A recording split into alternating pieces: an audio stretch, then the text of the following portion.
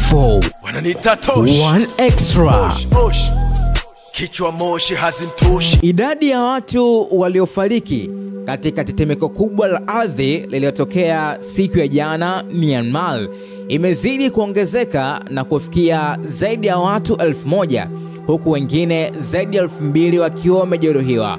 Kufuatia tetemeko hilo ambalo lilisikika pia katika nchi ya jirani ya Thailand, wako wafanyakazi zaidi ya 100 kutoka nchini Thailand waliokuwa wanaendelea na shughuli za ujenzi wa ghorofa hawajapatikana baada ya jengo hilo kubomoka. Wengi walioaga dunia wako Mandalay, mji wa pili kwa ukubwa nchini Myanmar na mji ulio karibu zaidi na kitovu cha tetemeko la ardhi.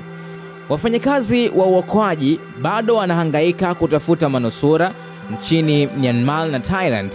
Tunafukua watu kwa kutumia mikono, timu moja ya uokoaji iliambia shirika la habari la BBC. Shughuli za uokoaji zinaendelea katika eneo la juu ambalo halijakamilika huko Bangkok baada ya kuporomoka, na takriban wafanyakazi 100 wa ujenzi hawajulikani walipo na 6 wameripotiwa kufariki.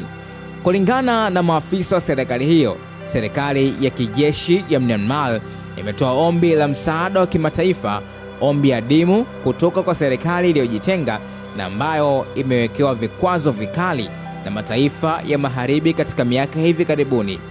Udhibiti mkali wa jeshi la Myanmar na kuendelea kukosekana kwa utulivu kutokana na vita vyenyewe kwa wenyewe nchini humo kunafanya kwa vigumu kupatikana kwa taarifa sahihi kuhusu maafa hayo.